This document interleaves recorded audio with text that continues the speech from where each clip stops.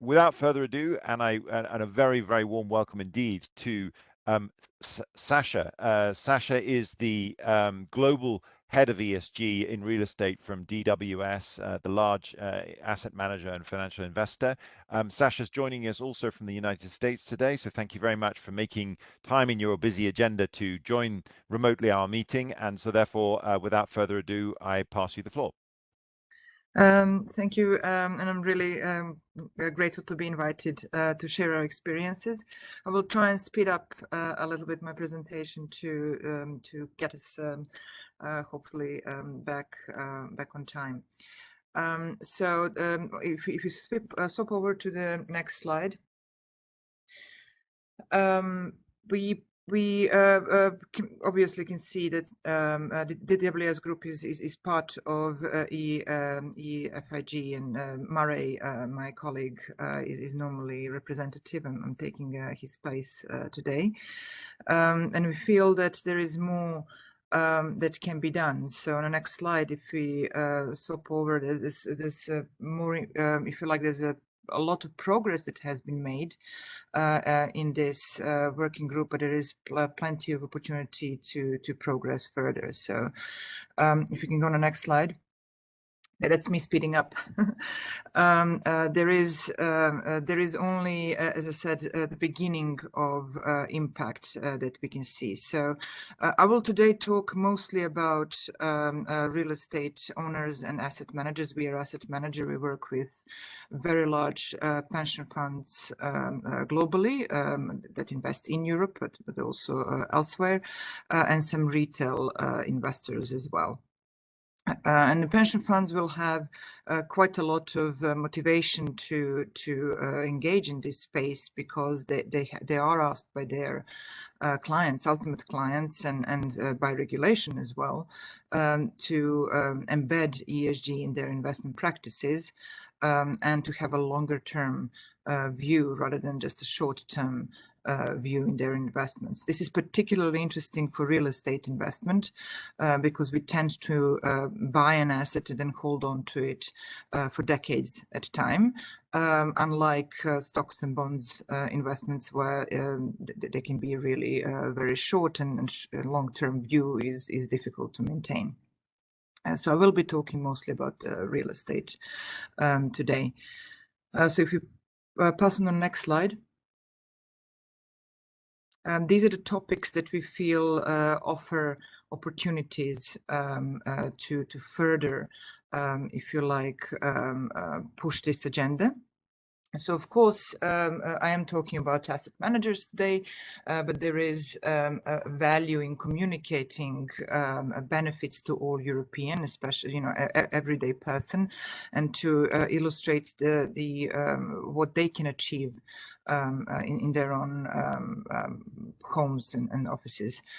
Another thing that I'll focus mostly on this is how do we align policy metrics with investor metrics. So we heard about EPC a lot. Actually, investors are trying to use a real performance data. So EPC is really based on a theoretical performance of the building. Even after retrofit, it will be based on theoretical performance of the building. Creme is carbon real estate risk evaluation monitor. Real estate monitor. It will look at the actual performance of the building, the actual measurements, and map out the so-called stranding pathway for that building, which is the key important aspect for the investors. One more challenge that we have is the fact that even in commercial real estate, we're not able to get all the information from our tenants. That then disables this Creme Tool because we don't have information to put into it. And the tenants, especially where we have so-called triple net lease, where they practically, I wouldn't say own the property, but they have full control of the property for the duration of the lease. This is the particular challenge. And then, of course, the energy markets need to be connected with energy efficiency rather than fossil fuels. And then from the financial institution policies, we want banks to be further strengthened to really push leadership in the mortgage initiative, but also to make sure that the policies that we have in Europe are not disincentivizing investment in retrofit of real estate. So what we have right now is in the SFDR, the current labeling, if you like, in SFDR does have the effect of disincentivizing investment, and I'll go through those details. So if we go on the next slide. This is about behavioral change, and previous speakers also talked about this. So I'm not going to go into much detail, but we can have a role. We can put our might, if you like, financial might behind informational campaigns for our populations. And the next one. So this is the Creme Tool, an illustration of Creme Tool rather. I've already mentioned that it is based not on EPC, but on actual measured data.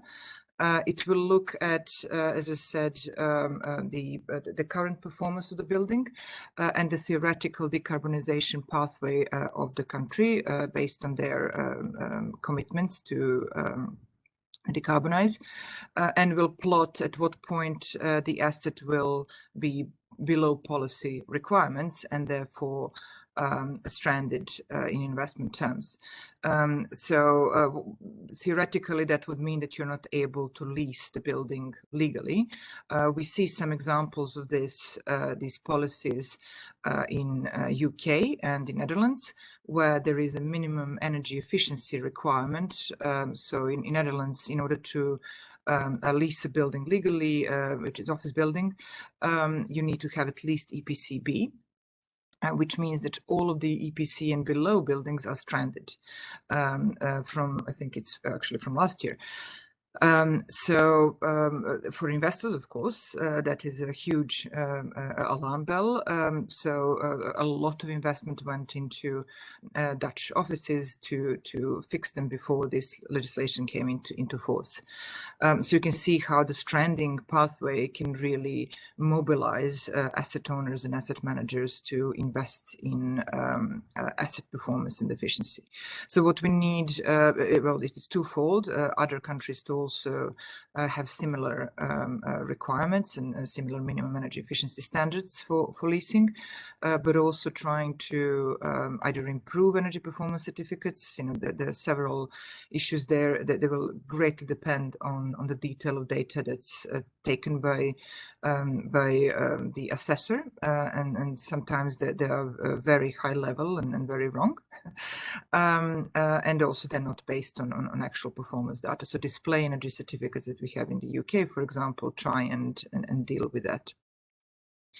On the next slide, we can look at the next challenge. I've mentioned already that the tenants and the tenant data are the key element of what asset managers need to deal with. So for coastal landlord data, we are able to collect it, but for tenants, it's a matter of both engagement and technological solutions. But there is also policy solution that can help hugely. So you will have a lease sometimes for decades or even going on already in place. So in these cases, you can't change the lease conditions in most circumstances. So we try and engage in a positive manner with tenants to agree so-called memorandum of understanding to add data sharing to our relationship. We also try to make it easier for them to provide us with data, converting, if you like, the analog meters to digital meters, either through a full change of meters, or there are IoT solutions which are lightweight retrofit solutions that pretty much work like a stethoscope for an analog meter to convert this analog data into digital and send it to us for analysis. And then from policy perspective in France, for example, there is legislation that requires Décret Tessier, and I apologize to any French in the audience for butchering the words, but it really it requires both tenants and landlords to submit information to the government platform. And then the platform itself has that AI that we were talking about. It analyzes information and identifies areas for improvements and benchmarks performance of the assets, which is, again, resolving this issue, but also creating this benchmark and making sure that people know where they are in comparison with other similar buildings. There is similar proposal to have such a legislation in UK as well. So there is a movement towards that. On the next slide, we'll look into another opportunity, and again, it's the next step of trying to activate the buildings and create this sort of intelligent network of buildings where we can either use the secondary or backup plants in the buildings to contribute to the grid. So the main challenge, of course, being the grid peaks and trying to reduce them. So that is one option, and another option that you can see here is enabling buildings to reduce the consumption, both in longer term, but also in short term, again, trying to reduce the consumption of the buildings at the peak hours to reduce the stress on the grid and therefore help the country as a whole to perform better. And this is something that's not unheard of. It's already being done in California.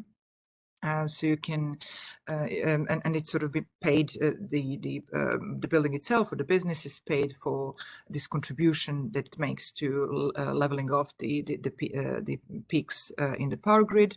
So it's incentivized, and an intelligent system of aggregators then automates the whole process to make it simpler, to really make it work smoothly. So it's a really positive feedback loop that can help the country itself and the industry. On the next slide. This is, of course, if you like, the chain. We, as asset owners and asset managers, as I said, have a huge incentive that's really pushing from our clients and the policy to make sure that we de-risk our portfolio in terms of transitional risk from climate change. I was talking about stranding assets, so there is a lot of motivation that's ongoing in this space. But in private space, and borrowers, lenders, there is more to be done. The energy efficient mortgages initiative I mentioned before is really great initiative. There are already 70 lending institutions and really pushing that forward, both for green bonds and green loans is another, if you like, lever that is not used for the full potential. On the next slide. This is the SFDR context that I wanted to touch on. So what has happened in the industry, we really needed some kind of rule book for green investments for the industry. And SFDR came out before EU taxonomy, and it was therefore used pretty much as a product labeling system. So what has happened is that Article 6 is seen as a basic risk management, which it is. But then Articles 8 and 9 are seen as labels, as green labels for investment. Article 8 being a lower, or like a light green label, and Article 9 being the deep green label. So what happens then is you have a lot of these pension funds that I have mentioned that have really strong ESG policies and ambitions, and they sort of set aside allocation of money for this deep green investment. And the challenge that we have there, and I will skip through that slide, but it can be sent around. Sorry, don't skip. Is how it's written, the Article 9, it actually excludes retrofit. And this is because Article 9 says from day one, all your investments in your portfolio, that is Article 9, need to be sustainable. And by definition, if you are acquiring an asset or have an asset that you want to retrofit and make sustainable, it is not going to be sustainable to begin with. And therefore, it cannot be Article 9, and therefore, it cannot access this pool of capital, massive pool of capital that's been allocated for a deep green label, if you like.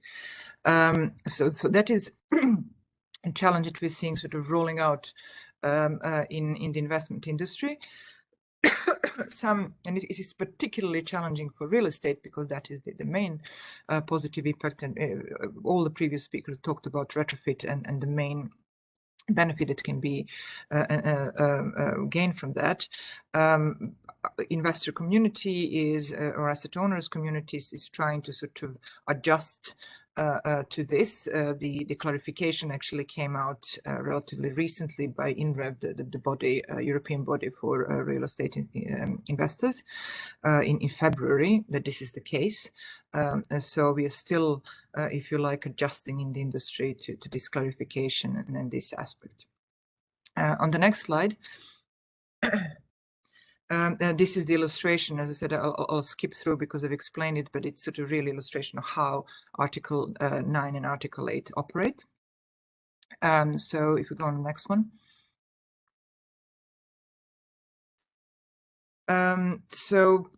What we feel that can be really done is to make sure that in the policies we use metrics that are relevant for real estate.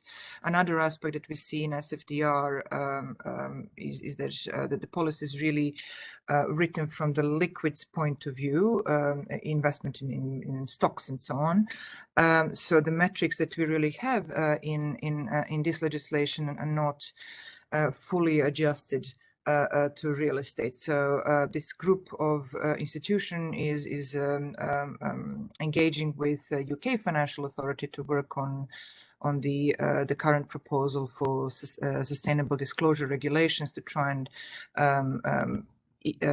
integrate real estate specific metrics that will make policies and reporting against the policies meaningful and more meaningful for real estate. And so there is a link at the bottom of the slide for this. I'm not going to go into further detail. If you go on the next slide. Well, I think I'm done actually. So there are a couple of appendices, but that's covering all the topics. Thank you. Thank you, Sasha, very much. I can only say that DWS has been a fantastic contributor to EEFIG. You sit on our steering committee, and I know that you and other asset managers are working very hard to support the renovation wave, and I appreciate the detail of the presentation that you've just provided us.